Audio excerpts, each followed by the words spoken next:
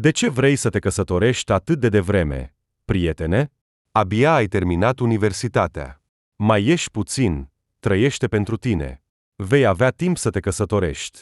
Prietenul lui Ivan, Boris, se plângea. O iubesc, înțelegi? I-a răspuns tânărul. Și nu vreau să mă plimb cu altcineva. Vreau să fiu cu ea. Asta e decis. Ești ciudat, a ridicat din umeri Boris. Ești un pic prea romantic. Uite, dacă după câțiva ani vă despărțiți, te-am avertizat. Bine, sfătuitorule, du-te, l-a alungat Ivan. Zaznobata te așteaptă deja. Daria, parcă. Nu, cu Daria s-a terminat. A fost prea capricioasă. De 2 săptămâni sunt cu Oxana, și e mai simplă, și are mai multă piept, doar avantaje, a explicat Boris cu un zâmbet. Ivan a râs, l-a bătut pe umăr pe prieten și l-a scos din camera lui de la cămin. Mai era o lună până la susținerea diplomei. Apoi universitatea urma să se termine, iar împreună cu asta trebuia să se mute din cămin. Având în vedere că tânărul trebuia să se gândească nu doar la el, ci și la viitoarea soție, era puțin emoționant. Dar ce se întâmplă dacă nu găsesc un limbaj comun în viața de zi cu zi? Sau poate că acest viața de zi cu zi va împiedica să fie fericiți. În plus, plătea o sumă mică pentru cămin, iar acum urma să închirieze un apartament. Nu au câștigat încă suficient pentru al lor cu viitoarea soție Lida, dar Ivan nu se temea, deja lucra ocazional la construcții. Avea bani. Iar după diplomă, voia să se angajeze în domeniul său. Avea o educație juridică. Și Lida era o fată muncitoare. Studia biologia. După diplomă, voia să se angajeze într-un laborator. Nu ne vom pierde, s-a încurajat tânărul. S-a îmbrăcat și a urcat la etajul de sus. Acolo locuia Lida lui. S-au cunoscut în cămin. Ivan locuia acolo încă din primul an. Era un băiat simplu, venise dintr-un sat, dar era foarte deștept și muncitor. A intrat pe locuri bugetare, ceea ce era un motiv de mândrie. Se gătea și își spăla singur hainele, mereu era sătul și curat. Lida a locuit câțiva ani într-un apartament. Era o fată de casă, îi era frică să locuiască în cămin. Dar după 2 ani, situația părinților s-a înrăutățit, banii au devenit puțini, iar Lida a înțeles că nu vor mai putea plăti chiria. Și-a scris singură o cerere pentru un loc în cămin. I-au oferit fără probleme, iar din anul 3 a locuit acolo. Din fericire, a avut noroc cu vecinele. Fetele erau cu un an mai mari, curate și prietenoase. Una dintre ele, Iulia, se întâlnea pe atunci cu Boris. Băiatul venea adesea la etajul de sus și stătea acolo. Toate petrecerile se organizau în cămin, nu aveau bani pentru cafenele. De ziua lui Iulia, Boris a adus cu el pe vecinul Ivan, acesta era mereu concentrat pe studiu, iar prietenul a decis că ar fi bine să se relaxeze. Ivan a rezistat mult timp, nu voia să meargă nicăieri, nu-i plăceau companiile zgomotoase, dar în cele din urmă a acceptat și, cum a realizat mai târziu, a luat una dintre cele mai importante decizii din viața lui. În cameră, a observat-o imediat pe Lida, drăguță, modestă și timidă. I-a părut că seamănă cu o prințesă. Fata se simțea stânjenită printre străini, iar lui Ivan îi venea să o protejeze, să o încurajeze. S-a dus singur să se prezinte. Aceasta s-a făcut roșie. S-a prezentat. Au început să vorbească despre viața în cămin, ce reguli au în cameră, cine gătește, cine face curățenie. Se deranjează unul pe altul noaptea? Și Lida s-a relaxat. Cu Ivan se simțea evident confortabil, iar băiatului îi plăcea să vorbească cu această drăguță. În curând, alcoolul din companie s-a terminat, iar s-a pus problema cui să meargă să cumpere mai mult. Dar cine e cel mai sobru dintre noi? A întrebat Boris cu o voce răgușită. Lida noastră, a răspuns Iulia. Ea nu bea deloc. Iată răspunsul. La magazin merge Lida, a zâmbit Boris. E deja târziu. Te însoțesc. Mergem împreună. S-a oferit Ivan. În cameră s-au auzit chicoteli, toți înțelegeau că el nu era motivat doar de motive cavaleresti, ci și de interesul său. Lida și Ivan au făcut pe cei care nu observă nimic și au plecat la cel mai apropiat magazin. Era începutul iernii. Dimineața vremea era mohorâtă și tristă, tipică pentru noiembrie, dar seara a nins miraculos, deși prognoza nu anunțase ninsoare. Natura s-a transformat, totul a fost acoperit cu un covor alb, era o ușoară răceală, ca o poveste. Lida s-a minunat sincer. Îmi place iarna. Și mie, a dat din cap Ivan, Este anotimpul meu preferat. În copilărie mergeam adesea la schi cu tata. El predă educație fizică la școală. Mergea cu copiii la ore, iar după aceea mă lua și mergeam în pădurea noastră. Atunci mă opuneam uneori. Voiam să stau acasă, să mă joc pe computer, dar tata insista să merg cu el, pentru care îi mulțumesc mult. Acum înțeleg asta. Oh, și eu iubesc schiul, a recunoscut Lida. M-a învățat bunicul. Aveam schiuri mici, vechi. Când merg la părinți în sat iarna, mă dau mereu cu ele. E cea mai bună educație fizică, toate mușchii lucrează, și pe deasupra și în aer curat. Sunt de acord, a dat din cap Ivan cu un zâmbet. Și aici în oraș ai schiat? Nu, niciodată, a clătinat din cap fata. Îmi e frică să merg singur în parc, iar nu pot convinge alte fete să vină cu mine. Dar ce-ar fi dacă te-aș însoți eu? A întrebat Ivan. Ce? Mă inviți la o plimbare cu schiurile? A întrebat fata, făcându-se roșie. Ei bine, se poate spune și așa, a confirmat el. Atâta vreme cât vremea e așa, trebuie să profităm. Când? A întrebat Lida. Chiar poimâine, sâmbătă. Căci, dacă din nou se va face cald, totul se va tochi. Trebuie să ne grăbim. Și e convenabil pentru noi. Locuim în același cămin. Vom ieși împreună. Vom lua autobuzul. Nu e foarte departe. Sunt doar 5 stații. Mă dau periodic, a explicat Ivan cu un aer de expert. De fapt, eu planificam să merg la părinți în weekend, dar, având în vedere că e așa, voi amâna pentru săptămâna viitoare. Ai dreptate, nu trebuie să pierdem o astfel de ocazie, a răspuns Lida cu bucurie. Ivan a zâmbit mulțumit. În curând au ajuns la magazin, au cumpărat 2 sticle de vin și o sticlă de șampanie. Oh, dar șampania pentru ce? S-a mirat Lida. Băieții vorbeau doar despre vin. Asta e pentru noi, a răspuns băiatul cu un aer conspirativ. Propun să sărbătorim cunoașterea noastră și să bem pentru dragostea pentru schiuri. Lida a râs și a fost de acord. De fapt, eu nu beau, nu-mi place gustul alcoolului și apoi mă doare capul. Dar, având în vedere că e așa, sunt de acord. Principalul e să nu ne prindă. Afară nu se poate bea, a spus fata. Totul va fi bine. Ai încredere în mine, i-a răspuns Ivan. În curând au ajuns la un parc liniștit din apropierea căminului. Băiatul a deschis șampania, stropii au sărit în toate direcțiile. Wow! Exact ca în filme. S-a bucurat sincer Lida. Așa e. Lucrează profesioniști. A răspuns Ivan cu satisfacție și a turnat șampania în paharele de plastic. Unul l-a păstrat pentru el, iar pe celălalt l-a dat partenerei sale. Deci, pentru dragoste? Și după o pauză semnificativă a adăugat, ei bine, pentru schiuri, desigur. Lida i-a zâmbit pentru dragoste și a băut băutura până la fund. Imediat după aceea a râs și a spus că deja e beată.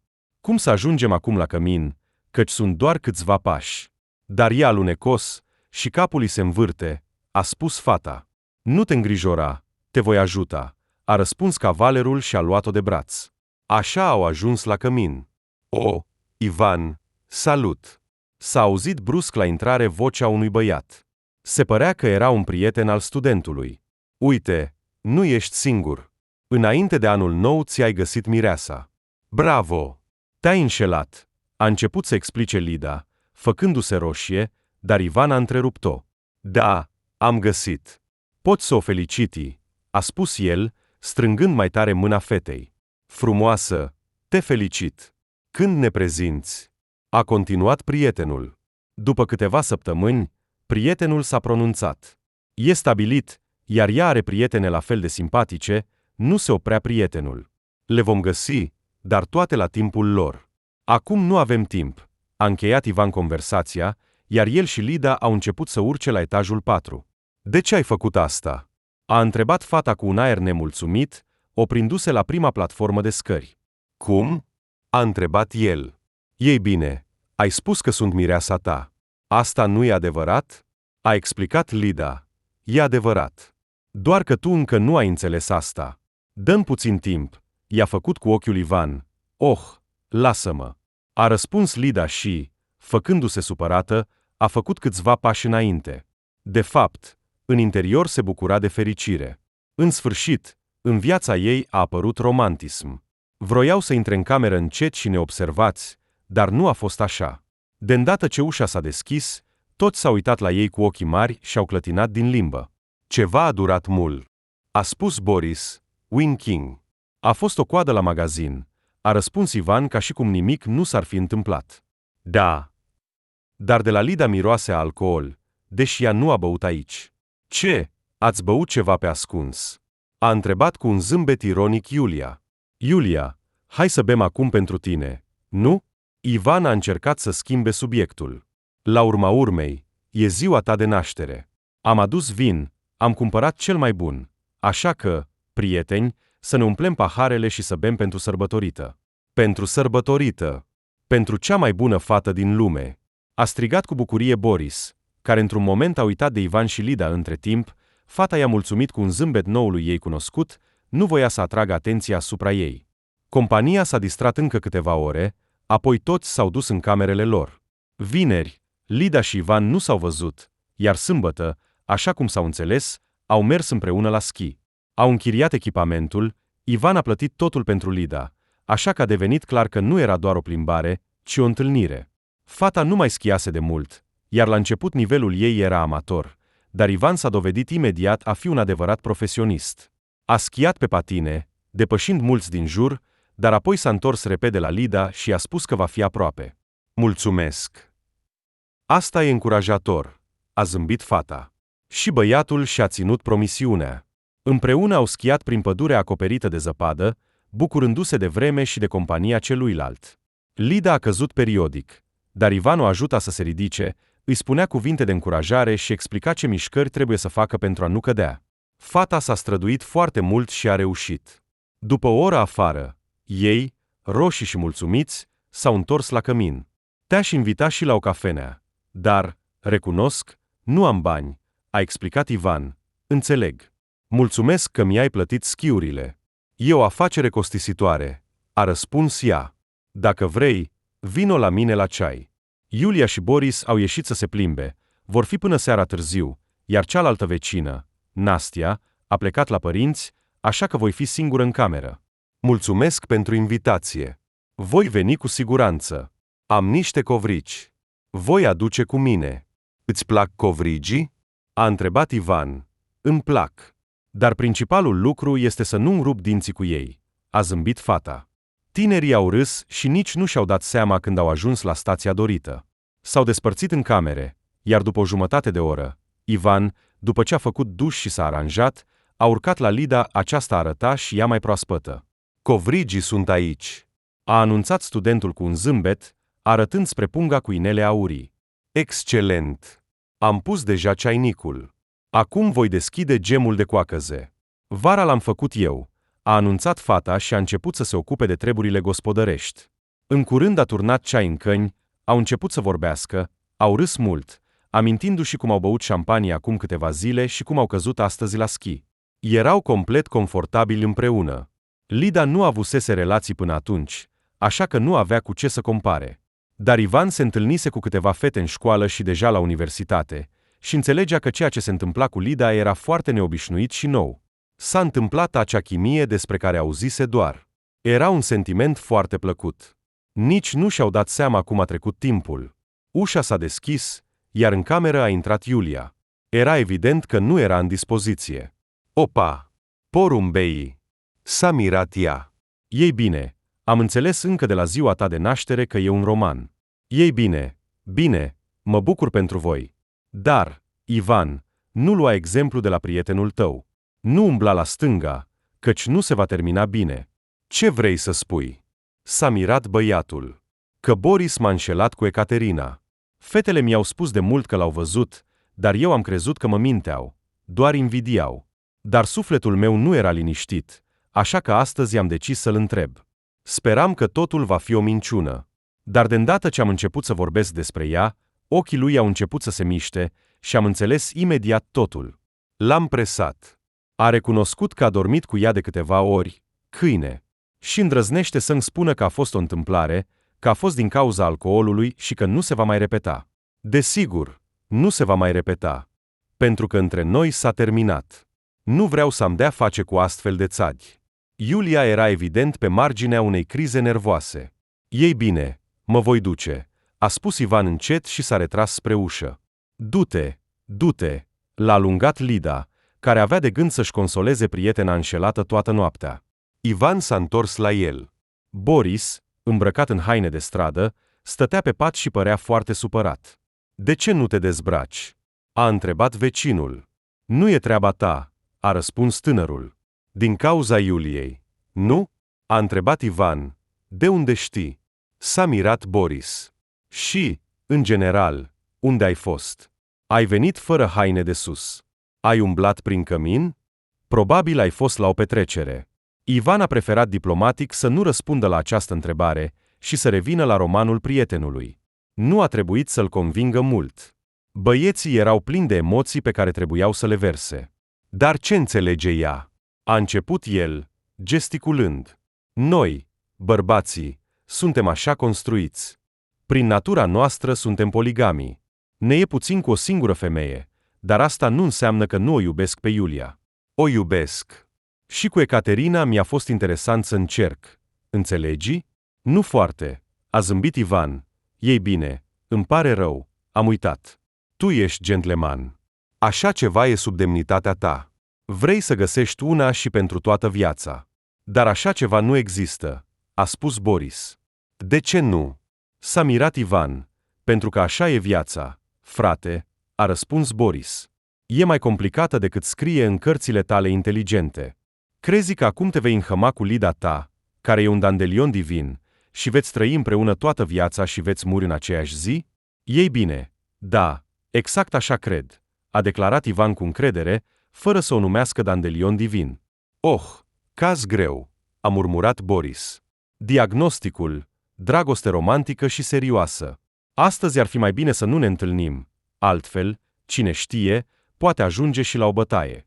Mă duc. Nu mă aștepta noaptea. Unde te duci? A reușit să strige Ivan după prietenul care pleca, dar acesta nu i-a răspuns nimic. Totuși, era clar că se ducea la Ecaterina sau la vreo altă fată fermecătoare care să-i vindece rănile sufletești. Ei bine, du-te, mie îmi va fi mai bine, a ridicat din numeri Boris. A prăjit cartofi pentru cină, a mâncat, a citit puțin și s-a culcat. Și a visat-o pe Lida, fața ei zâmbitoare, zăpada căzând, paharele de șampanie. De îndată ce s-a trezit, Ivan s-a prins că deja îi era dor de noua lui cunoscută. Era de vreme și nu s-a îndrăznit să urce la ea, dar după câteva ore a venit totuși și a bătut la ușă. Aceasta a deschis, a adus degetul la buze, dându-i de înțeles că vecina încă doarme. Și Ivan a cerut-o cu un gest să iasă să vorbească. Salut! Hai să ieșim astăzi. Să mergem în centru. Să vedem dacă au început să decoreze pentru anul nou, a propus băiatul. Bine, dar mă voi schimba. Ne întâlnim în 20 de minute pe stradă. A dat din cap Lida, la vremea stabilită s-au întâlnit la intrarea în cămin. În acel moment, Boris se întorcea. Avea încă un aspect extrem de nemulțumit, noaptea nu a fost deloc bună. Poate că Ecaterina a aflat despre Iulia și a făcut un scandal similar, sau poate că altceva. În orice caz, acum asta nu-l interesa prea mult pe Ivan, pentru că era concentrat pe sine și pe sentimentele sale, care puteau fi caracterizate ca o dragoste în devenire. O nouă plimbare a fost predictibil de reușită. Au mers mult, au admirat vitrinele, iar la final au intrat într-o cafenea să bea ceai și să se încălzească. Îmi place foarte mult, i-a mărturisit Ivan și imediat a propus. Hai să ne întâlnim. Wow! Așa de repede? Abia ne cunoaștem. S-a făcut roșie Lida, dar era foarte evident că îi plăcea. Da, și ce din asta? Totul e clar. Între noi există chimie, așa că de ce să mai așteptăm? A zâmbit Ivan ca un băiat. Ai dreptate, a râs Lida. Hai să facem asta. Când s-au întors la cămin, ținându-se de mână și fără să se ascundă de nimeni. Boris nu s-a împăcat cu Iulia, așa că tinerii au fost prudenți să nu-și răspândească sentimentele în fața prietenilor, pentru a nu strica totul. Ei bine, ce să zic, frate, asta nu va dura mult, a insistat Boris. Anul nou, luminițe romantice, toate astea. Apoi vine primăvara. Cu siguranță veți mai petrece timp împreună. Și apoi totul. Perioada de flori și ciocolate se va termina. În toamnă vă veți despărți, cu siguranță. Ivan a înțeles că a discuta cu prietenul era inutil și a ignorat pur și simplu cuvintele lui. În plus, timpul a arătat că Boris s-a înșelat. A trecut iarna, primăvara și vara, și el era încă cu Lida, și părea că perioada de flori și ciocolate nu se terminase. Tinerii erau prietenoși și devotați unul altuia. Amândoi s-au dovedit a fi monogami, în timp ce Boris schimba fetele ca pe mănuși. Iulia și-a găsit un nou băiat vara trecută, a început să se întâlnească cu el. Nu se putea spune că era un candidat ideal, dar le era bine împreună. Înainte de ultimul an de universitate, Ivan i-a cerut Lidei să se căsătorească. Pentru fată nu a fost o surpriză, ci mai degrabă o dezvoltare logică a romanului lor, și totuși s-a emoționat, acceptând inelul, și a început să plângă. Când emoțiile s-au mai domolit, cuplul a început să discute despre când vor face nunta și cum vor trăi după ce se vor căsători. Ne vom căsători după ce terminăm studiile. E logic, a discutat Ivan. Vom locui într-un apartament închiriat. Eu deja lucrez ocazional la construcții, dar plănuiesc să mă angajez în profesia mea la un birou de avocatură. Tu ai spus că te așteaptă în laboratorul unde ai făcut practica după obținerea diplomei. Banii nu sunt mulți, dar organizația e de încredere, ceea ce înseamnă stabilitate. În general, nu ne vom pierde. Principalul e că ne avem unul pe altul. Asta e sigur. A dat din cap Lida și l-a sărutat cu drag pe logodnicul ei pe obraz. Amândoi au învățat bine și au obținut diplome roșii. După aceea, toate gândurile lor erau dedicate viitoarei nunți. De câte ori Boris a încercat să-l descurajeze pe prieten să nu facă acest pas, Ivan a fost hotărât. Iubea-o pe Lida și voia să-și legalizeze relația. Nunta a avut loc cu 30 de persoane. Rudele și prietenii apropiați au închiriat un restaurant la marginea orașului, au angajat un prezentator simplu, dar elegant, și s-au distrat din inimă. Spre surprinderea tinerilor, toți invitații au fost extrem de generoși, cu bani cadou, și, în cele din urmă, nu doar că au acoperit costurile nunții, dar au plătit și chiria apartamentului închiriat pentru aproape jumătate de an și au mers și la mare. Lida s-a angajat în laboratorul ei, iar Ivan în biroul de avocatură. Salariul băiatului era mult mai mare decât al tinerei sale soții, dar nervii lui erau mult mai afectați. Ivan, poate ar trebui să renunți la asta? Vom găsi un loc mai simplu și mai liniștit pentru tine, a propus Lida îngrijorată. Nu, ce, par eu a fi un slăbănog? A răspuns Ivan ofuscat. Acestea sunt dificultăți temporare, am caracter. Voi arăta că nu se poate așa cu mine și voi stabili limitele mele. Iar banii? Nu sunt niciodată în plus. Apartamentul închiriat e bine, dar al nostru e mult mai bine. Cred că în decurs de un an vom strânge pentru avans și vom lua o ipotecă, iar apoi putem să ne gândim și la un copil. Oh, ai spune asta lui Dumnezeu, a răspuns visătoare Lida, care visa de mult la un copil. Și Ivan s-a ținut ferm de planul ales. După un an, el a reușit cu adevărat să strângă suficienți bani și a obținut o ipotecă, iar el și Lida s-au mutat în apartamentul lor. Nu au reușit să-l mobileze imediat, nu aveau suficiente fonduri. Așa că o vreme au mâncat în bucătărie pe cutii de carton în loc de o masă adevărată, dar asta nu-i deranja. Principalul era că erau împreună, știind că totul va fi bine, trebuie doar să aștepte. Fiecare continua să muncească din greu. Totuși, visurile despre un copil au fost puțin amânate. Mai întâi trebuia să creeze o rezervă financiară suficientă și să mobileze apartamentul. Și după câțiva ani, când dorința a fost îndeplinită, s-a dovedit că a rămâne însărcinată nu era atât de simplu. După 6 luni de încercării, Lida nu a reușit să rămână însărcinată. Fata a început să se îngrijoreze, mai ales în contextul în care multe dintre prietenele ei deveniseră deja mame. La fel și Iulia, care s-a căsătorit acum un an cu un bărbat complet nou, a reușit deja să nască gemeni. Ceva nu e în regulă cu mine, suspina fata. Dar totul e în regulă cu tine. Nu te îngrijora, pur și simplu totul la timpul său, o liniște a soțul ei iubitor. Rămânea doar să sperăm că are dreptate și că miracolul se va întâmpla. După un an, testul de sarcină a arătat celebrele 2 linii. Nici Lida, nici Ivan nu au putut să-și stăpânească lacrimile. În curând, familia lor urma să se mărească cu un nou mic omuleț, pe care soții intenționau să-l înconjoare cu dragoste și grijă, și să se asigure că nu îi lipsește nimic. Lida a purtat sarcina, spre surprinderea tuturor, foarte ușor. Nu a avut grețuri și umflături, nu a fost somnolentă, a fost bună și plină de energie, trăind o viață plină. Vara, Colegii ei au decis să organizeze un mic corporate, să se relaxeze pe malul unui râu cu grătare. Lida s-a oferit să meargă cu ei. Poate că nu ar trebui? A întrebat cu prudență Ivan. E o căldură atât de mare. Îți va face rău. Lasă-mă în pace, a spus femeia. Ce s-ar putea întâmpla? Vom închiria un pavilion sub umbră. Va fi umbră. Locul e sigur. Pe plajă sunt salvamari. Am fost acolo acum un an. Când voi mai avea ocazia să mă distrez așa? Acum că va naște copilul, nu va mai fi timp de distracție și oricum voi fi acolo doar pentru puțin. Ei bine, vezi, a ridicat din numeri Ivan, când te vei simți obosită, sună-mă, voi veni să te iau. Bine, cel mai grijuliu soț din lume, a răspuns ea mulțumită. A doua zi, ea a plecat cu colegii.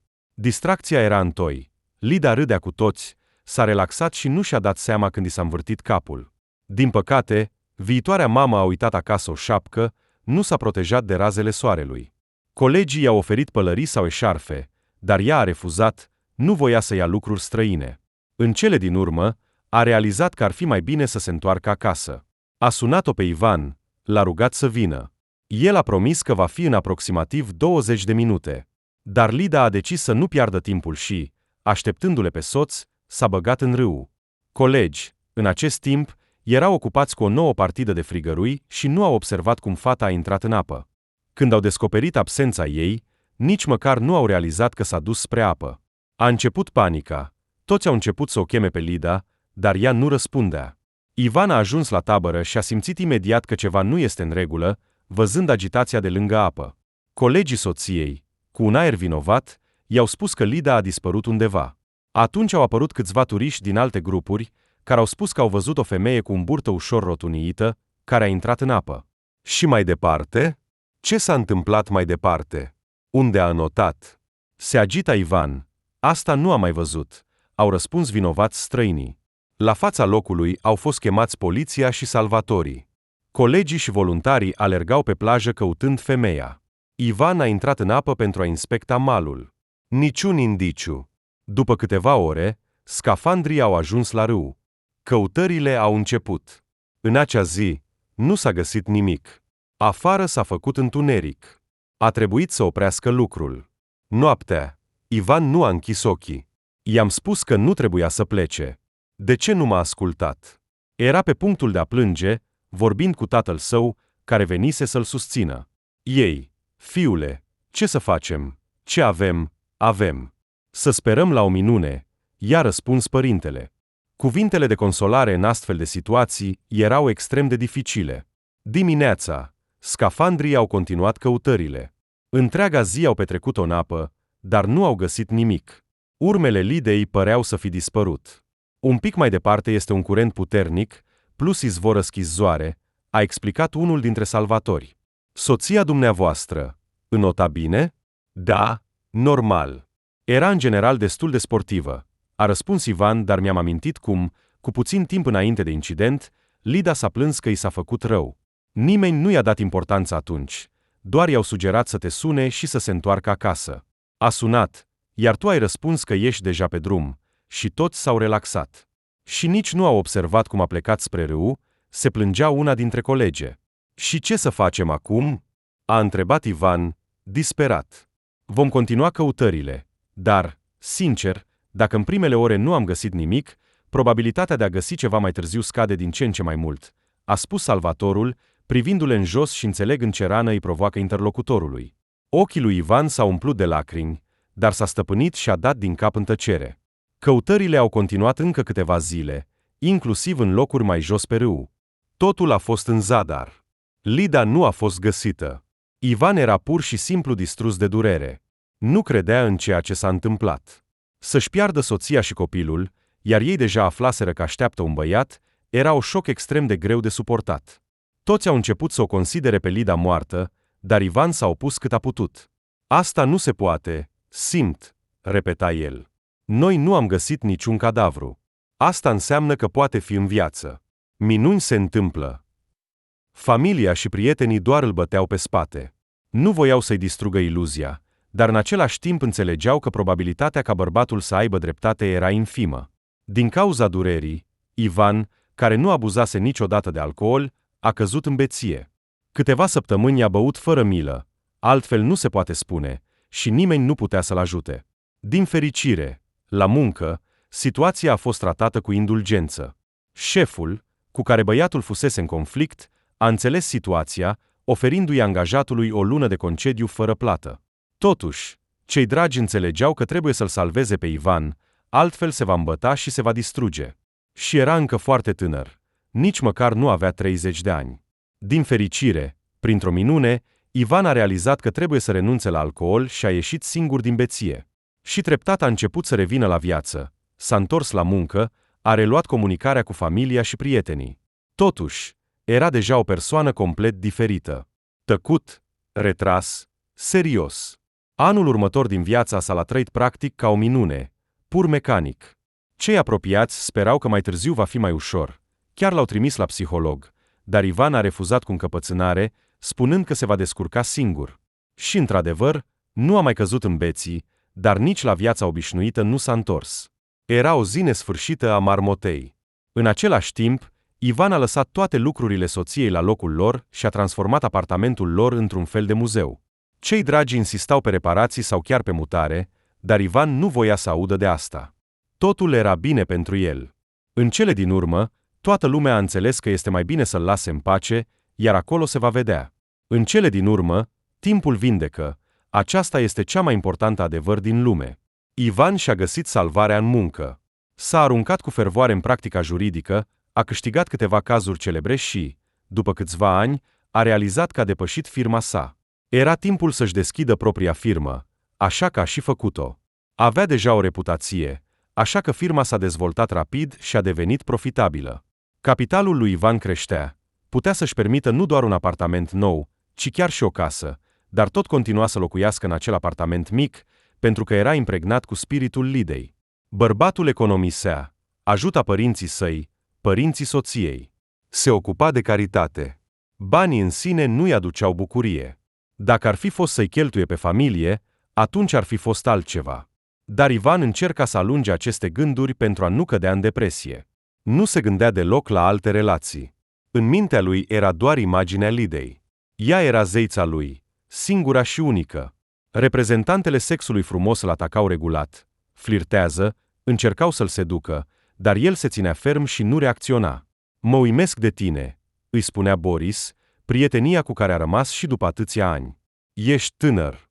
Asta e natura relațiilor cu femeile. Au trecut atâția ani. Nu vrei să încerci măcar?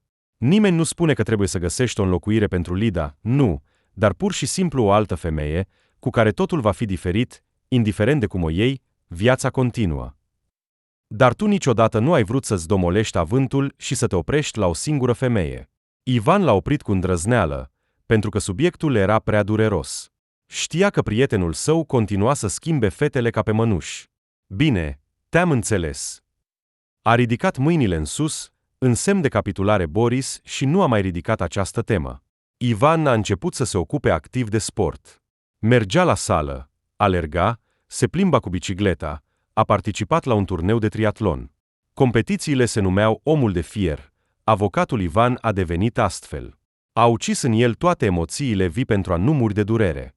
Când vârful a fost cucerit și a ajuns primul la linia de sosire, a înțeles că trebuie să se concentreze pe ceva nou, dorea exotism. Prietenii i-au propus să încerce sportul cu vele, iar Ivan a fost de acord și nu a greșit. A fost povestea lui. L-a impresionat în inima lui, senzația vântului în păr, stropii valurilor, vela, ceva incredibil. Lida ar fi plăcut și ei, deși era fricoasă. S-ar fi temut, își spunea Ivan și imediat alunga aceste gânduri. Familia și prietenii se bucurau că bărbatul a revenit la viață și totuși nu renunțau la încercările de a-l prezenta cuiva. În cele din urmă, Ivan s-a săturat și a început să accepte întâlniri. Totuși, mai departe de o singură întâlnire, lucrurile nu au avansat. Fetele nu puteau să-l intereseze pe văduv. Erau minunate, dar toate acestea nu erau Lida, dar într-o seară l-a surprins pe Boris. Prieten, te invit la nunta mea peste o lună la restaurantul Vio de Flori, a spus el. Wow! Asta da! Cum așa? A întrebat Ivan. Așa s-a întâmplat, a răspuns vag prietenul, iar Ivan a înțeles imediat și a întrebat. Așteaptă un copil de la tine? Da, cum ai ghicit? S-a mirat el. Prietene, ne cunoaștem de mai bine de 10 ani. E greu de imaginat cum altfel ai putea fi adus la altar, dar sunt, într-adevăr, foarte fericit. Chiar dacă nu crezi în instituția căsătoriei, este, într-adevăr, o chestie bună, mai ales dacă ai alături o persoană bună. Sper că această fată îți place măcar puțin? A întrebat Ivan. Da, a răspuns Boris, iar prietenul a simțit sinceritatea în vocea lui. Suntem împreună de 8 luni. Înțelegi, pentru mine asta e o perioadă. Este veselă, amuzantă, frumoasă, desigur. Mă simt bine cu ea. Sincer, probabil că m-aș fi căsătorit cu ea, dar mai târziu, dar cum s-a întâmplat, nu voi rezista destinului. Așa e corect. Și mă bucur pentru tine. Mulțumesc pentru invitație. Voi fi cu siguranță, a răspuns Ivan și după o lună, deja sărbătorea la nunta prietenului, sărbătoarea a fost grandioasă, aproape 100 de invitați, decorațiuni florale scumpe, un banchet splendid cu delicatese. Ivan a plăcut această atmosferă, iar cel mai important era că soții păreau fericiți. Ivan, care se obișnuise de mult cu singurătatea sa, a simțit brusc durerea și lipsa acută a unei persoane apropiate lângă el. Nu cumva sunt, în sfârșit, pregătit pentru noi relații? A prins un astfel de gând și s-a grăbit să-l alunge. Totuși, la scurt timp după nunta prietenului, a mers la o nouă întâlnire și nu a rupt legătura cu partenera sa. Era o tânără de 23 de ani, Natalia, cu care l-a prezentat mireasa lui Boris. Ce să ascundem? Fata era foarte frumoasă, lucra ca secretară într-o companie mare și făcea modeling, ceea ce nu era surprinzător având în vedere datele ei. Înălțimea de aproape 180 de centimetri, proporții și trăsături corecte, păr des, iar în plus s-a dovedit a fi departe de a fi proastă, putea susține o conversație și înțelegea glumele lui Ivan, iar asta spunea deja multe. Bărbatul nu se grăbea să-i propună o relație, dar o invita periodic la întâlniri. Natalia accepta, nu-l presa pe partener, știind foarte bine povestea lui și înțelegând ce tragedie a trăit.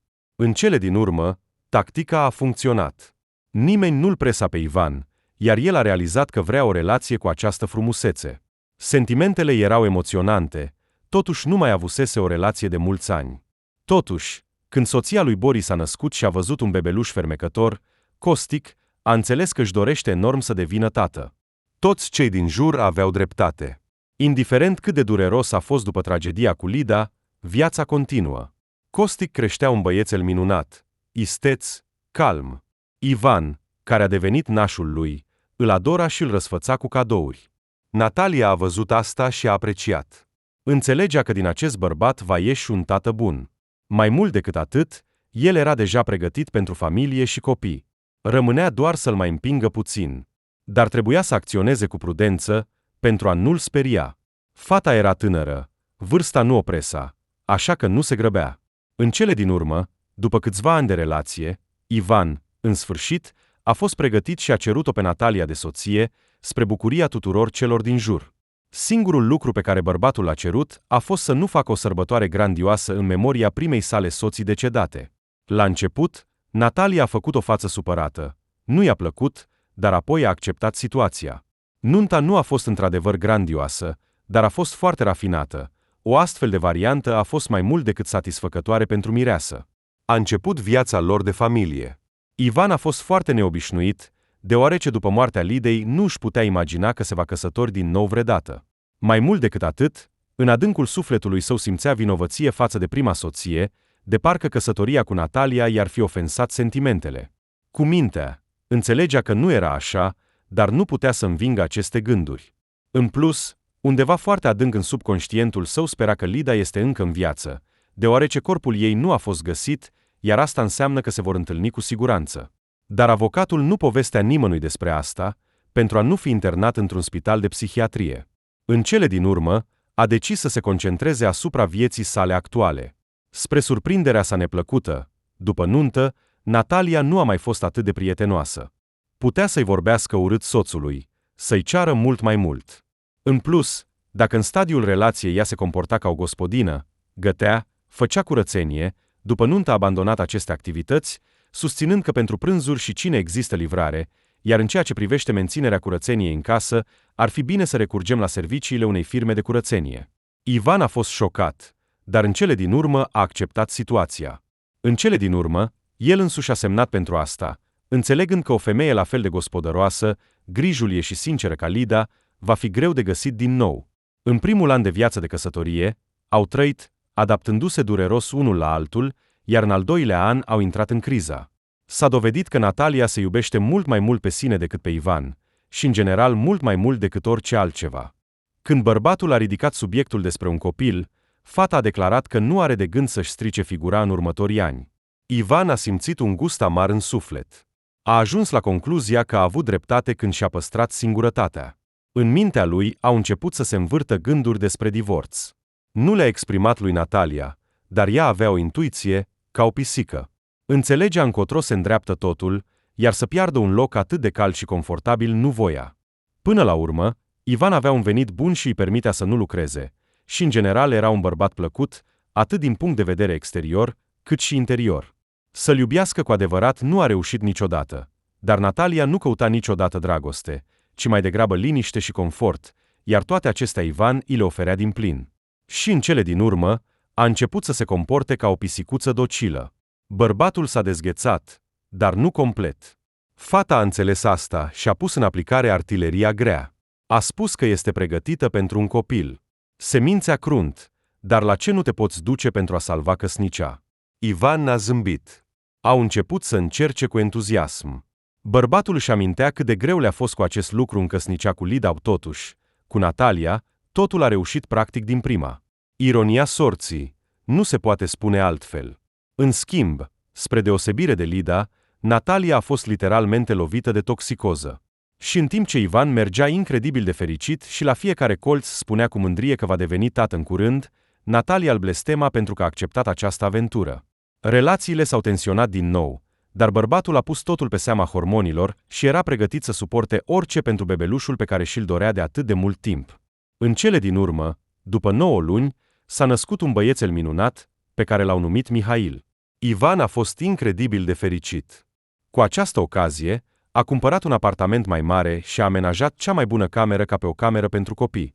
A renunțat temporar la afaceri și s-a dedicat cu totul paternității. Nu dormea nopțile, îl legăna pe fiu, îl băga în baie, îi schimba scutecele și toate acestea cu o bucurie imensă. Spre deosebire de Natalia, care a declarat imediat că nu va dedica viața copilului și a cerut să angajeze o bonă. Ivan a îndeplinit capriciul ei. Din fericire, a reușit să găsească o femeie iubitoare și grijulie, Nina Ivanovna, care avea grijă de bebeluș și se ocupa de el în mod corespunzător. Tatăl băiețelului era liniștit. Fiind în euforie, nu observa capriciile soției. Totuși, după un an, au început să-l deranjeze capriciile ei nesfârșite și indiferența față de familie, atât față de el, cât și față de fiu. Dar pentru Mihail, Ivan a suportat totul. Își dorea foarte mult ca copilul să crească într-o familie completă. Așa au trecut încă câțiva ani. Instinctul matern nu s-a trezit în Natalia. Ea a rămas rece și indiferentă, în ciuda faptului că băiețelul creștea pur și simplu fermecător. Prietenii se uitau la Ivan cu compasiune.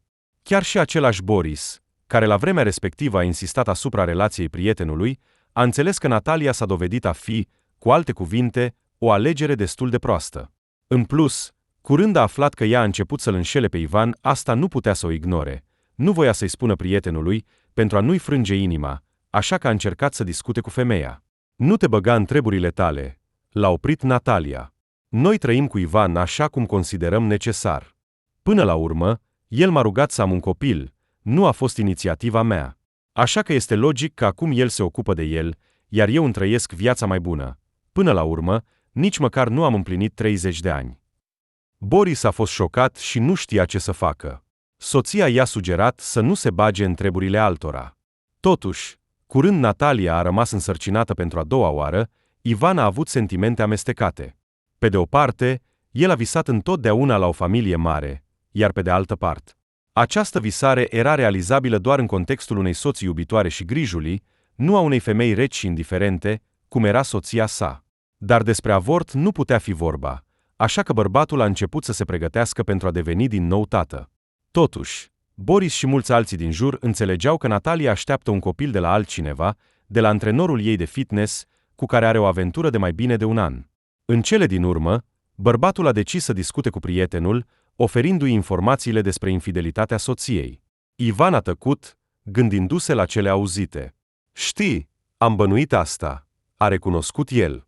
După termen nu se potrivește. Natalia este în a 5-a lună, dar acum 5 luni eram în deplasare.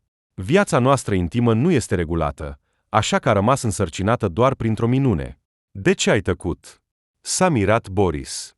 Nu știu, a ridicat din numeri Ivan, poate pentru că nu m-a rănit și nu m-a surprins prea mult. Nu sunt prost. Înțeleg că Natalia mă înșală, dar am realizat de mult timp cu cine m-am căsătorit și m-am împăcat cu asta. Nu vreau să mă zbucium. Căsătoria noastră nu se bazează pe dragoste. Pe ce se bazează? A întrebat prietenul. Ei bine, din partea mea, pe dorința de a nu fi singur. Cel puțin, așa a fost la început. Apoi, pur și simplu, totul a evoluat într-o obișnuință. Când a apărut Mihail, m-am concentrat complet pe el, iar Natalia a devenit ceva aplicat. Ca o candelă scumpă sau un bar de colecție, plăcut să ai ceva de genul aproape, dar nu aștepți nimic special de la aceste lucruri, nu au suflet, a explicat Ivan. Te adâncești, de parcă ai lucrat cu un psiholog, a observat Boris. Dar în acești ani am învățat să fiu propriul meu psiholog, a zâmbit Ivan. Mie îmi este bine. Și ce? Nu te gândești să te desparți de Natalia, chiar și știind că este însărcinată de altul? S-a mirat Boris. Dă-mi timp, a răspuns Ivan laconic. Pe de o parte, într-adevăr, nu-i păsa de comportamentul soției, dar pe de altă parte, totuși, nu și-a pierdut demnitatea umană. Și dacă Natalia își permite acum așa ceva, ce va urma? Va începe să-și șteargă picioarele de el? Nu, așa ceva nu se poate întâmpla. Merită să se despartă de ea măcar pentru fiul lor. Oricât de dureros ar fi pentru Ivan să depună cererea de divorț, dar mai bine să vadă Mihail părinți despărțiți, dar care sunt fericiți separat, decât nefericiți, dar împreună. Iar Ivan era nefericit cu Natalia. A reușit, în sfârșit, să-și recunoască sincer acest lucru după discuția cu Boris. După câteva zile, a anunțat-o pe soție că depune cererea de divorț. Natalia a început o isterie, strigând că se va sinucide. Ivan a răspuns că blufează și a adăugat că știe cine este adevăratul tată al copilului. Natalia a declarat că totul este o minciună, dar în acel moment părea extrem de neconvingătoare, ceea ce înțelegea și ea. Nu te îngrijora. Voi continua să-ți dau bani. Până la urmă, ești mama fiului meu, a liniștit-o Ivan. Dar îți voi spune imediat că vom crește Mihail împreună. O săptămână la tine, o săptămână la mine. Totuși, nu am de gând să cresc copilul altcuiva. Până la urmă, are un tată biologic. Așa că să se ocupe el de asta. Natalia a mai făcut câteva isterii, dar, asigurându-se că Ivan păstrează o indiferență și o calmare totală, l-a umplut de blesteme și s-a împăcat. În curând, soții s-au despărțit. Mihail, care avea atunci 6 ani, nici nu a înțeles imediat. Petrecea atât de puțin timp cu mama lui, încât după despărțirea părinților, în viața lui nu s-a schimbat mare lucru. Îl iubea în continuare mai mult pe tatăl său și petrecea mai mult timp cu Bona. Doar că acum, vă rog, nu încercați să mă prezentați cu vreo altă femeie. Imediat după divorț, a cerut Ivan prietenilor. Vedeți că nu se va termina cu nimic bun. Mie mi este bine. De fapt, am o muncă normală, nu am probleme cu banii. Crește un fiu minunat, iar dragostea adevărată a fost în viața mea. Îmi pare rău că s-a terminat atât de repede, dar ce să fac? Asta este soarta. Nu tuturor le este dat să experimenteze acest sentiment, iar eu am avut noroc. Prietenii au dat din cap cu înțelegere, fiind de acord cu el. Până la urmă, acum era cu siguranță în acea vârstă în care avea dreptul să-și conducă viața complet singur. Între timp, Ivan s-a dedicat din nou muncii. În ultimii ani, a petrecut mult timp cu copilul, dar acum dorea să se concentreze asupra afacerilor firmei. Din fericire, totul mergea bine și a întărit doar pozițiile. În orașul său natal nu mai era loc de extindere. Partenerul a propus să încerce să acceseze piețe noi. Și în alte orașe nu există concurență? S-a mirat Ivan. Ei bine, în funcție de loc, a răspuns partenerul. Unde este mai mult decât la noi, iar unde este totul foarte prost și există loc de desfășurare. Crezi? A întrebat avocatul, gânditor. Și în care orașe are sens să încerci să deschizi o filială? Am fost pregătit pentru această întrebare, așa că am monitorizat piața din timp, a răspuns partenerul. Iată lista. Acestea sunt orașele unde companiile juridice sunt în principiu puține, iar cele care există au în principal recenzii negative pe internet. Asta înseamnă că acolo poți intra fără probleme, riscul de a da greș este minim. Ivan a luat printul și l-a studiat cu atenție. În listă erau 10 orașe. Majoritatea dintre ele erau în regiunile vecine, dar erau și câteva în depărtare. Și unul dintre ele, Primorski. Și anume acesta a atras atenția avocatului. Bărbatul și-a amintit de pasiunea sa pentru sportul cu vele, pe care o abandonase temporar, și a decis că este un semn bun să reia activitatea care îl inspiră, până la urmă. După căsnicia nefericită și divorț, avea nevoie de o revigorare și de emoții pozitive. Aleg Miramorsk, a declarat Ivan. Așa am crezut. A zâmbit partenerul. Nu cumva sunt atât de previzibil? A zâmbit avocatul. Ei bine, în unele privințe, da. Cel puțin, acum eram sigur că îți va dori aventuri, iar deschiderea unei filiale la 100 de kilometri de casă nu ar putea fi considerată o revigorare, a explicat partenerul gândurile sale. Ivan i-a zâmbit. Bărbații s-au strâns mâinile și au început să se pregătească pentru extinderea rețelei.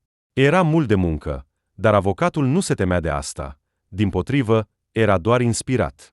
Singurul lucru care îl deranja era că a început să petreacă mai puțin timp cu Mihail. Între timp, Natalia era deja profund însărcinată. Antrenorul de fitness nu s-a dens de paternitate, a luat-o de soție, dar fiul din prima căsătorie a devenit o povară pentru el. Așa că femeia a cerut fostului soț să-l ia pe Mihail la ea. Asta e pentru o vreme, până nasc. Acum mă voi vedea cu el în weekend, iar când fiul cel mic va veni pe lume și va crește puțin, îl voi lua înapoi, a explicat Natalia, care nici ea nu credea în cuvintele ei și înțelegea că, cel mai probabil, își dă fiul pentru totdeauna, iar ea trece în statutul de mamă de duminică. Dar Ivan a avut o astfel de soartă, mai degrabă, chiar l-a bucurat. El și adora fiul și acum putea să se ocupe de educația lui, având lângă el o bonă atât de bună. Și, în general, Mihail avea deja 7 ani, nu mai era un copil mic, putea să comunice interesant și să petreacă timp plăcut. Adevărat, până acum aproape toate grijile cu băiatul căzuseră pe umerii Ninei Ivanovna, deoarece avocatul se ocupa de o nouă filială.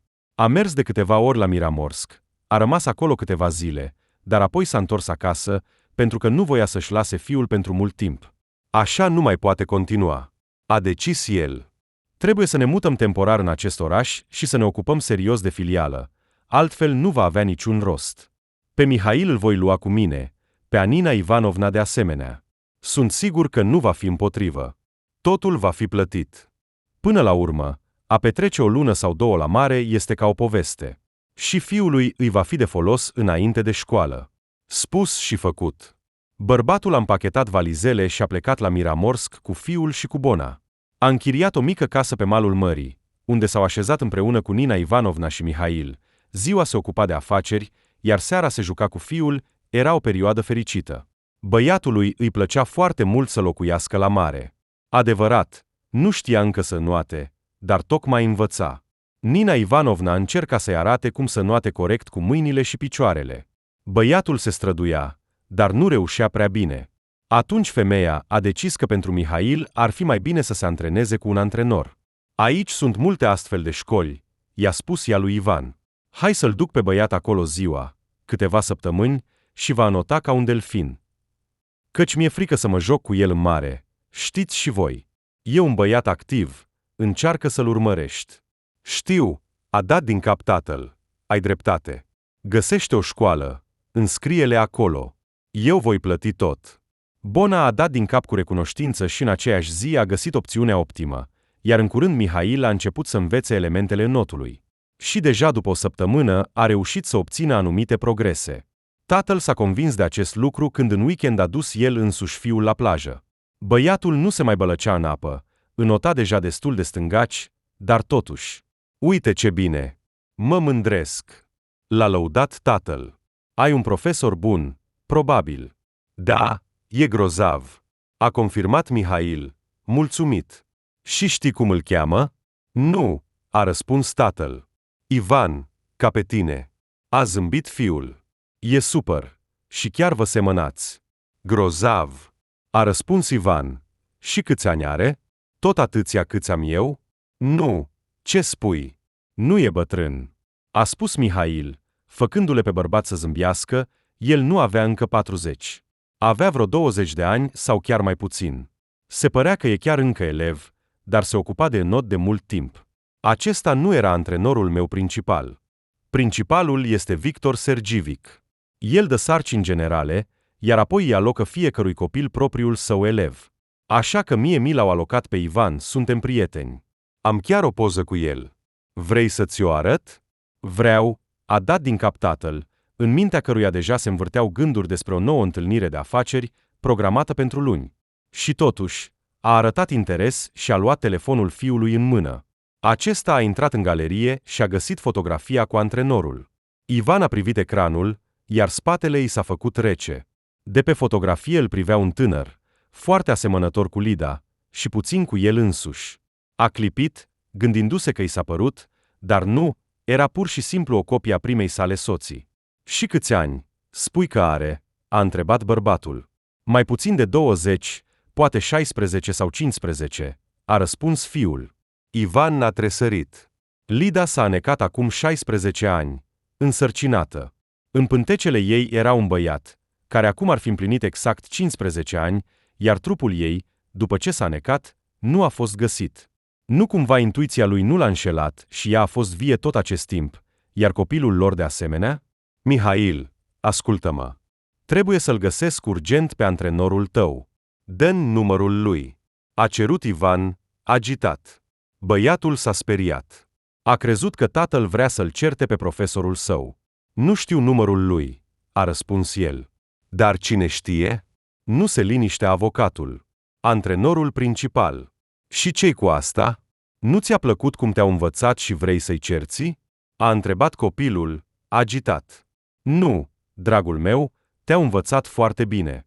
Trebuie să vorbesc despre altceva. Telefonul antrenorului principal este la Nina Ivanovna, nu-i așa? A întrebat Ivan. Da, a dat din cap fiul. Avocatul a început să formeze numărul Bonei, dar aceasta era în afara zonei de acoperire, ceea ce nu era surprinzător, având în vedere că, în sfârșit, avea o zi liberă. Atunci Ivan a decis să acționeze diferit. Așa, Mihail, tu-ți amintești cum se numește școala ta? În ce bazin mergi? A întrebat el. Da, Delfin. Ce, vrei să mergi acolo? A întrebat băiatul. Da, a dat din cap tatăl. Degeaba, căci ei au zi liberă astăzi. Antrenamentul este mâine la 8, atunci se vor aduna toți antrenorii, a explicat băiatul. Și Ivan al tău va fi? A întrebat tatăl. Ar trebui să fie. Da, a dat din cap Mihail, care încă nu înțelegea ce se întâmplă. Asigurându-se că astăzi nu va putea face nimic, Ivan a încercat să se calmeze, măcar pentru a nu-l speria pe fiu. În curând s-au întors acasă. Bărbatul l-a hrănit pe copil și l-a trimis la culcare, iar el nu putea închide ochii, gândindu-se dacă este adevărat că acel tânăr din fotografie este copilul său și dacă Lida, iubita lui, este de fapt vie. Noaptea a scris partenerilor că anulează toate întâlnirile de luni din motive independente de el. Iar când dimineața Nina Ivanovna s-a întors acasă pentru a-l duce pe Mihail la bazin, stăpânul a anunțat că va face asta el însuși. Femeia s-a mirat, dar nu a contestat. Bărbatul l-a trezit pe fiu, i-a spus că e timpul să plece. Somnoros, Mihail a mâncat pe fugă și a sărit în mașina tatălui. Au ajuns la bazin la 7:30. Obiectivul sportiv era încă închis, Ivan era vizibil nervos, iar băiatul încă nu înțelegea nimic. Tati, ce se întâmplă? A întrebat el. Nimic, băiatule, a răspuns tatăl, doar arată-mi când vine antrenorul tău. Trebuie să discutăm o temă importantă. Bine, a dat din cap fiul. După aproximativ 15 minute, la bazin a apărut un bărbat de aproximativ 40 de ani, îmbrăcat în costum sportiv. Uite, acesta este Victor Sergivic, a spus Mihail. Excelent! Ieșim, a anunțat Ivan în grabă. Au sărit din mașină și s-au apropiat de antrenor. Victor Sergivic, l-a chemat avocatul. Bună ziua! Ești antrenorul lui Mihail? Uite-l! Mulțumesc că îl înveți atât de bine. Practic a învățat să înoate. Cu plăcere, s-a pierdut antrenorul. Mă bucur să te cunosc. De obicei, Mihail este adus de bonă, Iar astăzi ești tu? Voiam să discutăm ceva? Da, dar față în față, a spus Ivan, arătând spre fiu. Am înțeles, a dat din cap antrenorul. Nu e nicio problemă. Haideți să mergem la biroul meu, iar Mihail și colegii lui vor fi luați acum de Nikita. Oricum, conform programului, se vor încălzi pentru OFP doar mai târziu în apă. Ivan a dat din cap cu recunoștință, iar în curând Mihail a fost într-adevăr dus la bazin, au venit prietenii lui, iar băiatul s-a bucurat. Te ascult, a început Victor Sergivic. Înțelegi, situația este foarte delicată, a început Ivan, jenat, dar apoi a reușit totuși să găsească puterea să-și povestească întreaga istorie. Antrenorul l-a ascultat cu ochii mari de uimire. Da, uite ce se întâmplă, a concluzionat el, când oaspetele a terminat. Ei bine, Ivan nostru are 16 ani. Este minor, așa că, înțelegi, nu pot să-ți dau contactele lui. Astăzi nu va fi aici. Băiatul și-a dislocat piciorul și va avea nevoie de câteva zile de odihnă. Înțeleg. Dar ce ar trebui să facem? Poate ne dai numărul mamei lui? A întrebat bărbatul, cu speranță în voce, întrebând cum o cheamă. O cheamă Nadia, asta e problema, a spus Victor Sergivic, scărpinându-se la ceafă. Aici nu se leagă, înțelegi. Dar tatăl băiatului nu este. Dar contactele mamei, din motive evidente, nu pot să ți le dau nici eu. Bine, măcar spune-mi unde lucrează, a cerut oaspetele, implorând. Bine, așa să fie, a dat din cap antrenorul. Lucrează la centrul comercial Ermac. Este în zona de nord. La etajul 3 este un magazin de costume de baie. Vin de acolo. Nu știu dacă astăzi are tură, dar poți încerca. Bine, îți mulțumesc foarte mult. A mulțumit Ivan și a adăugat că după antrenament, Bona îl va lua pe fiu. Cu plăcere, mult noroc.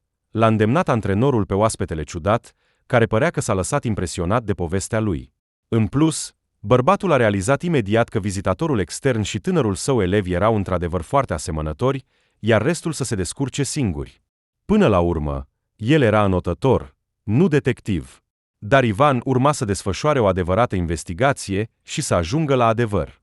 Din bazin, s-a îndreptat direct spre centrul comercial.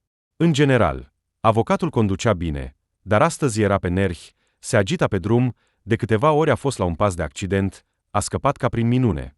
T.C. se afla într-o parte complet diferită a orașului. Era dimineață, oamenii mergeau la muncă, așa că bărbatul a intrat în trafic. A sunat Bona, cerându-i să-l ia astăzi pe fiul de la bazin. Ești bine? A întrebat Nina Ivanovna, îngrijorată. Da, totul e în regulă. Nu te îngrijora, l-a liniștit stăpânul. La Ermac, Ivan a ajuns pe la 9 și a alergat vesel pe scări spre intrare. Totuși, a văzut pe vitrină programul de lucru de la 10 la 10. Era complet previzibil. Nu era nevoie să se grăbească. Bărbatul a respirat adânc și s-a întors la mașină. Totuși, soarele începea să ardă serios. A pornit aerul condiționat. A fost mai bine, dar din cauza circumstanțelor nu putea să stea liniștit pe loc. A ieșit afară și a început să se plimbe. Treptat, angajații centrului comercial au început să se adune. Tocmai acum Ivan a realizat că astăzi, acea misterioasă Nadia, poate, are liber și nu o va vedea. În orice caz, atunci va vorbi cu colega ei, va cere numărul de telefon. Era hotărât. Avea prea multe întrebări. Cine era această femeie? Mama adoptivă a fiului său sau Lida, care a supraviețuit miraculos cu mulți ani în urmă? Atunci de ce nu s-a întors la el? Ce o speria? Sau totul este o înșelătorie, iar băiatul seamănă pur și simplu miraculos cu el și cu soția sa decedată, iar Nadia este o femeie complet străină?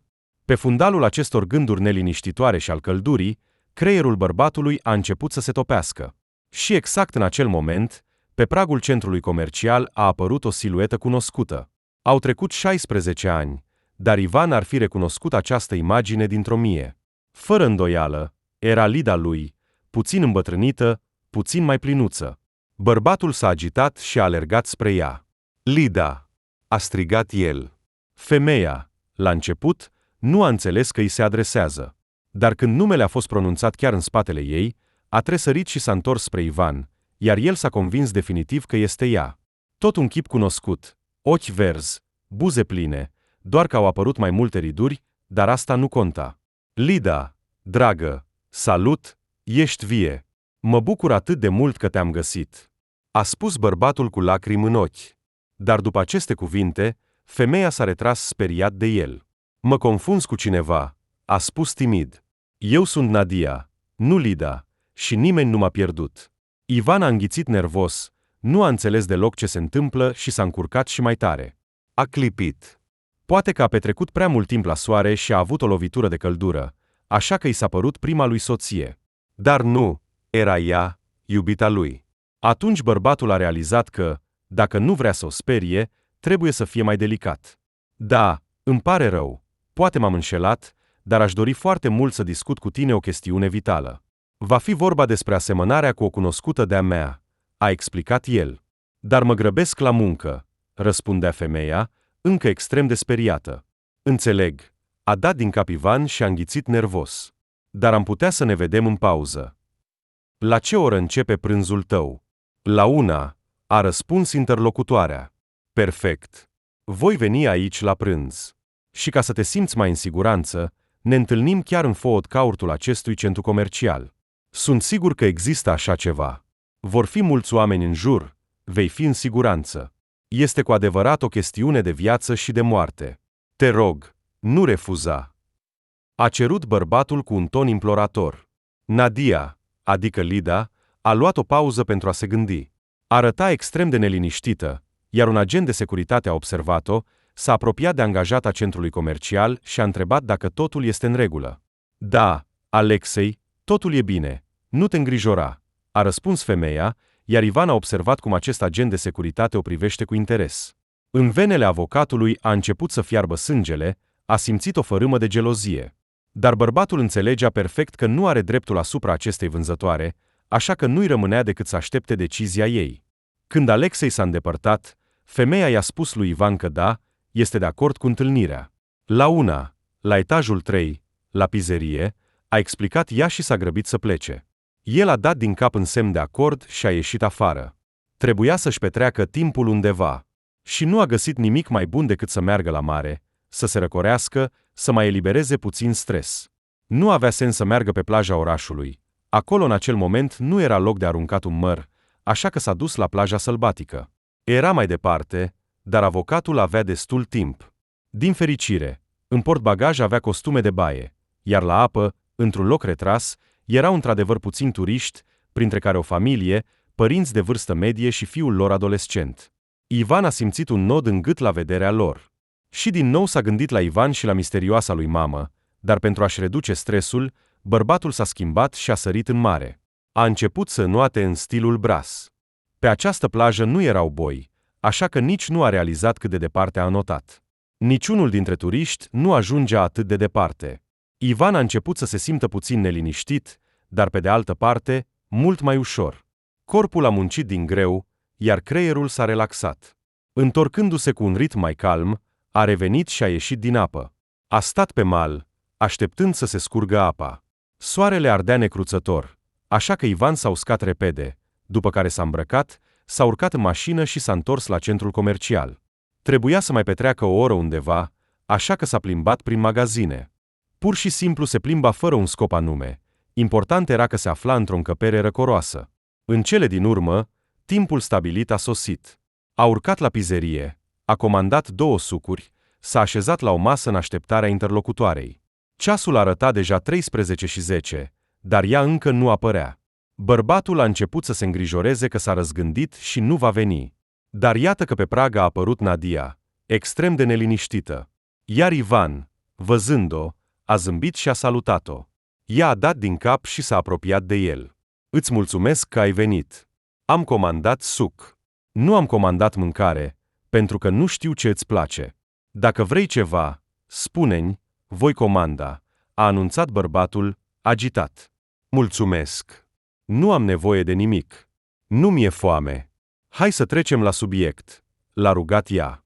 Bine, a dat din cap Ivan, s-a gătuit și a început să-și țină discursul.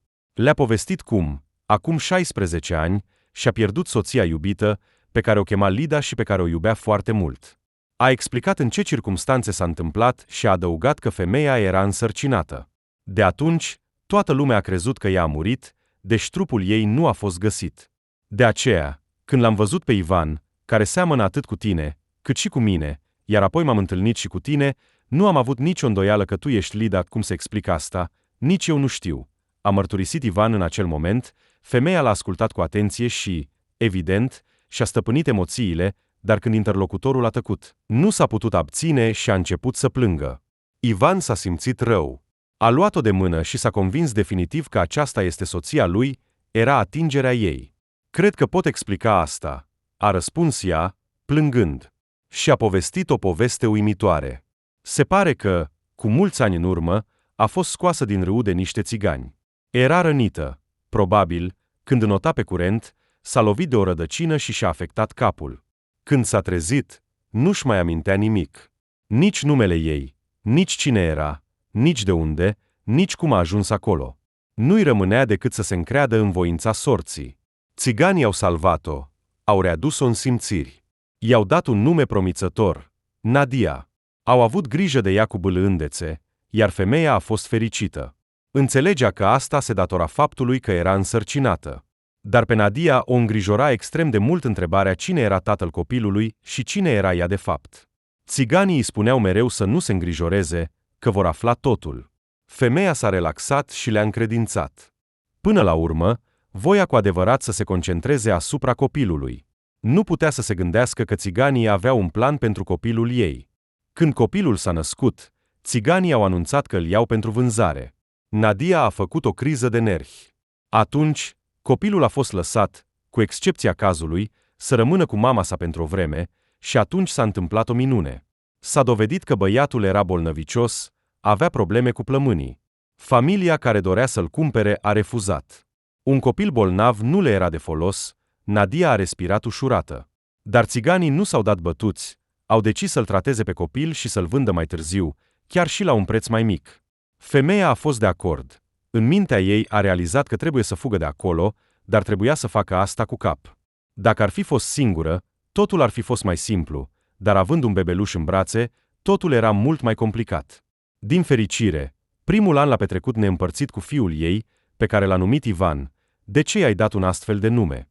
A întrebat avocatul. Nu știu. A dat din numer Lida. Pur și simplu a simțit că așa este corect. Acest nume îi aducea căldură în inimă.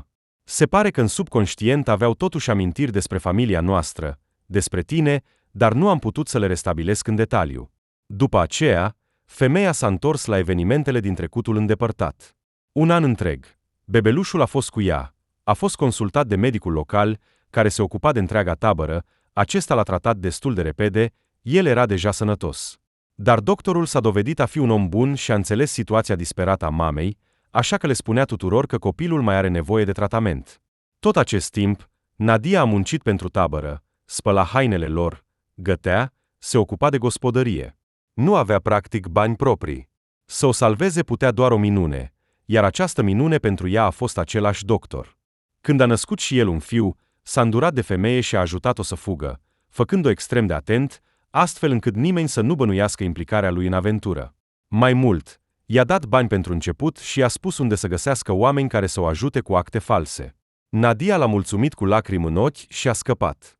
Doctorul nu a mințit, iar în curând i-au fost date documentele. Așa că, cu fiul ei de 2 ani, a obținut mult așteptata libertate. Era foarte înfricoșător, deoarece în timpul petrecut în tabără se sălbăticise, dar nu se putea da bătut, așa că a decis să plece departe de acele locuri în care a petrecut ultimii ani. Și alegerea ei a căzut pe coastă. Până la urmă, clima mării era benefică pentru băiatul bolnăvicios. A închiriat un apartament, a cumpărat haine pentru ei. Banii pe care i-a dat doctorul erau exact suficienți pentru asta. Apoi trebuia să rezolve problema cu munca. A dus copilul la grădiniță, iar ea s-a angajat bucătăreasă într-un local. Viața a început treptat să se îmbunătățească. Munca era, deși nu cea mai simplă, dar bine plătită, iar asta însemna stabilitate. Totuși, cu timpul, patronul localului, un bărbat temperamentat din sud, a pus ochii pe femeie, a început să o caurteze activ, dar Nadia nu-i răspundea cu aceeași monedă. După tot ce a trecut, A dezvoltat o traumă psihologică. Nu avea încredere în oameni, și mai ales în bărbați, dar omul de afaceri era foarte insistent. A început să o șantajeze, spunând că, dacă nu-i va răspunde cu aceeași monedă, o va concedia. Dar, în cele din urmă, după un an de muncă acolo, a plecat singură și de atunci a umblat prin diferite cafenele, iar în ultimii ani s-a reconvertit în vânzătoare. La Ermac lucrez de deja 2 ani.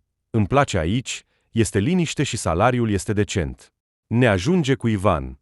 El este un băiat bun, nu este capricios, face sport, visează să devină campion olimpic, a explicat ea oaspetei cu mândrie. Aici Ivan a început să plângă. Doamne, Lida, cât de fericit sunt că te-am găsit, am simțit că ești vie, a spus el. Femeia a lăsat și ea o lacrimă și a explicat. Dacă sunt sinceră, când te-am văzut, am înțeles imediat că ești o persoană din trecutul meu, o persoană bună, a răspuns ea. Ivan s-a apropiat și a îmbrățișat-o. Acum te voi proteja ca pe ochii din cap și nu te voi lăsa să pleci nicăieri. Ai suferit, draga mea. Iar amintirile le vom încerca să le restabilim, vom găsi cei mai buni medici. Nu voi îngădui să cheltuiesc niciun ban. Mă voi muta din orașul nostru aici, îmi place oricum aici. Ne vom stabili pe mal, vom cumpăra o casă mare și vom trăi toți împreună. Eu, tu, Ivan și Mihail, și-a împărtășit bărbatul planurile. Și cine este Mihail? S-a speriat Lida. Fiul meu cel mic, a explicat Ivan și i-a povestit pe scurt despre cum a apărut el. Asta e grozav. Îmi plac copiii, sper să ne înțelegem, a zâmbit ea. În asta nu mă îndoiesc, a răspuns bărbatul și a sărutat-o. Iubirea principală a vieții mele.